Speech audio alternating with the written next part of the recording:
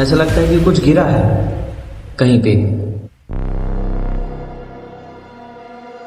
रमेश बहुत ज्यादा बेइज्जती महसूस करता है और उसकी पत्नी भी, और उसका आया हुआ बच्चा, लेकिन वो कुछ समझ नहीं पाता है कि क्या हो रहा है। लेकिन बस इतना पता है कि उसके माँ बाप पे कुछ गलत हो रहा है। तो रमेश बहुत बुरा मान के वो बीज उठाता है, क्योंकि और कोई दुकान नहीं है। वो ले जाता है और वो पीछे से आनंद सेठ कहता है, अरे तो तूने अपनी पत्नी नहीं छोड़ी, छोड़ देना, 50 रुपए माफ कर दूंगा। और फिर सब लोग हंसने लगते हैं उसी जगह पे। फिर ऐसे ही वो लोग जाता है। रमेश पीछे मुड़ के बोलता है कि सेठ, एक दिन आप जरूर पछताओगे इस बात के लिए।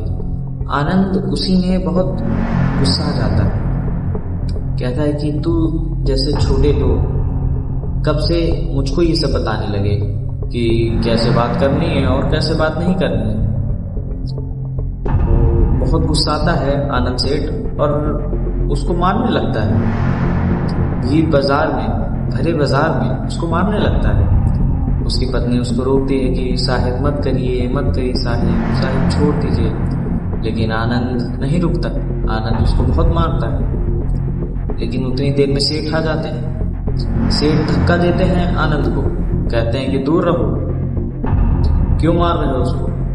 और उसको धक्का देकर बहुत डांटते हैं और उसको बहुत शर्म आती है अपने ऊपर कि मेरे बाप ने मुझको धक्का दिया।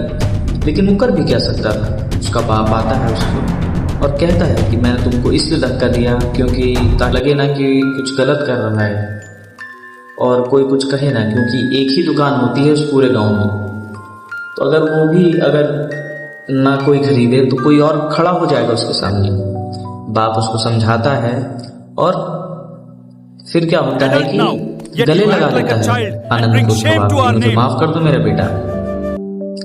और वो गले लगाने के बाद ऐसा लगता है कि कुछ गिरा है कहीं पे।